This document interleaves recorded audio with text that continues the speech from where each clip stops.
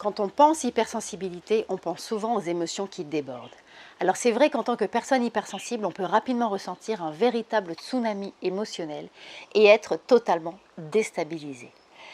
C'est un état très inconfortable et qui peut même faire peur parce qu'on a l'impression de perdre une certaine maîtrise de soi. La première étape est de comprendre ces émotions pour arriver à mieux les gérer.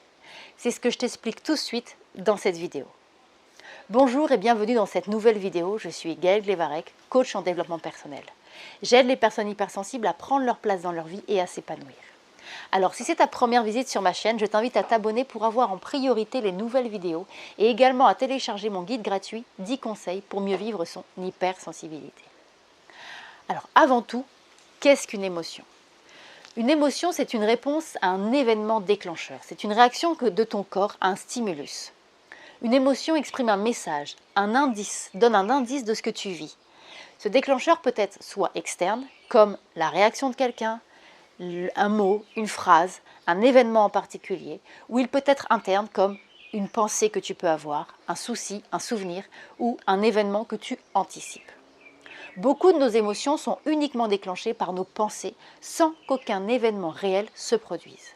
C'est pour ça qu'apprendre à calmer également le flot de tes pensées en pratiquant par exemple une pratique comme la méditation, le yoga ou encore la pleine conscience va être une grande aide pour la gestion de tes émotions.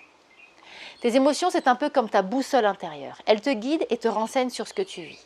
Plus tu vas apprendre à les repérer, plus tu vas réussir à t'adapter et surtout à comprendre ce qui est important pour toi. Alors, il y a 6 émotions dites de base ou primaires. La première, c'est la peur. La peur indique un danger, réel ou imaginaire. La peur se manifeste pour te protéger. Elle entraîne plusieurs stratégies pour faire face à la menace. La fuite, l'attaque ou encore l'immobilisme. Quand on a peur, on ressent un afflux de sang dans les muscles pour courir plus vite, avoir plus de force. On ressent également une montée d'adrénaline pour augmenter la puissance et une accélération du rythme cardiaque pour préparer à l'effort. Deuxièmement, il y a la colère. La colère arrive quand ce qui est essentiel pour toi est menacé, quand on essaye de t'imposer quelque chose, que ton territoire est envahi et quand tes valeurs profondes sont mises à mal. Alors je précise que la colère n'est pas synonyme d'agressivité.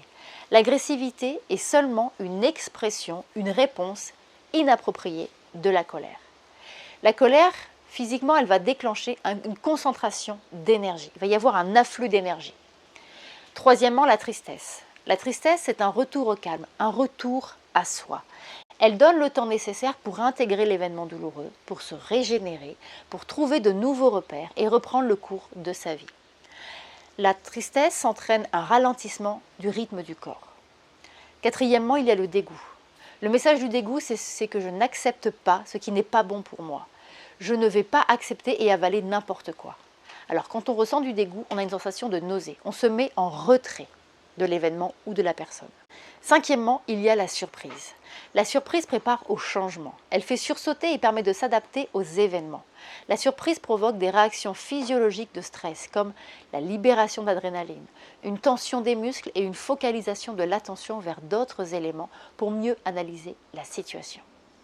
Et enfin, sixièmement, il y a la joie. La joie augmente l'énergie disponible et le bien-être. Son message, c'est « vas-y, fonce, tu es sur le bon chemin, continue à faire ce que tu faisais, tu es dans la bonne direction pour toi-même et ton bien-être ». Ton cœur va battre plus fort, mais la fréquence cardiaque ralentit. Ta respiration devient plus ample et tu ressens de la chaleur qui envahit ta poitrine. On va ressentir une plénitude. Alors j'aimerais attirer ton attention sur le fait qu'il n'existe pas d'émotions négatives ou positives. Toutes les émotions ont une utilité et une fonction. C'est le sens en fait que tu vas donner à l'émotion qui en fera une émotion agréable ou désagréable. Alors pour mieux comprendre ton émotion, il faut savoir la reconnaître. Il est essentiel d'identifier les sensations corporelles, ce qui se passe à l'intérieur de toi et les envies que tu vas ressentir. Voici comment tu peux faire. Tout d'abord, où est-ce que tu vas ressentir l'émotion dans ton corps ? Quand tu te poses cette question, cela permet de relier les émotions dans ta tête et dans ton corps, de faire le lien. Ensuite, concentre-toi sur ta perception. Demande-toi quelle est ma perception corporelle. Ne cherche pas à la modifier, ne cherche pas à lui mettre des valeurs ou un jugement. Observe simplement. Puis respire. Alors la respiration est un merveilleux outil que nous possédons tous en nous, elle est tout le temps avec nous cette respiration. Donc prends conscience de ta respiration, de ton ventre et de tes poumons qui bougent à chaque inspire et à chaque expire. Puis respire à l'endroit de ton corps où se trouve ton émotion. Respire dans ce point, dans cet endroit, comme si l'air entrait et sortait de cet endroit de ton corps. Puis observe tes pensées et ce qui se passe en toi. Dès qu'une pensée émerge comme par exemple « j'en ai marre, tout m'énerve, j'ai mal, ça suffit, ce n'est pas juste, j'aurais dû faire ci, je n'y arriverai pas, etc. » Lâche prise, laisse-la simplement passer. Imagine que c'est un nuage qui est balayé par le vent. Regarde-la s'éloigner en restant détaché. Tu peux faire en fait plusieurs allers-retours entre tes sensations corporelles, là où se trouve ton émotion, physiquement dans ton corps, et tes pensées. Fais-le autant de fois que tu en éprouves le besoin et que tes pensées vont se disperser, où ton mental va s'emballer. Une fois que tu t'es apaisé, demande-toi si ça n'a pas déjà un peu changé. Est-ce que ton émotion ne s'est pas déjà un peu transformée?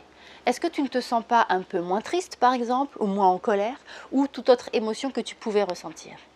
Est-ce que ce processus te permet de faire tout à fait autre chose que ce que tu aurais fait en étant sous l'emprise de ton émotion, en étant sous cette impulsion émotionnelle? Est-ce que tu vas faire des choix? Est-ce que tu vas prendre des décisions différentes?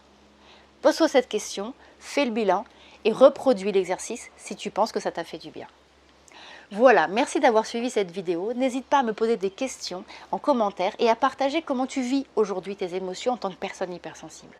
Si tu as apprécié la vidéo, merci de la liker et de la partager pour m'aider à aider le plus de personnes hypersensibles. Pour te remercier d'avoir visionné cette vidéo, je voudrais t'offrir un cadeau de bienvenue. Ce cadeau de bienvenue, c'est une formation offerte dans laquelle j'explique comment retrouver confiance en soi et révéler le potentiel de son hypersensibilité. Pour accéder à cette formation gratuite, clique sur le lien à l'intérieur de cette vidéo.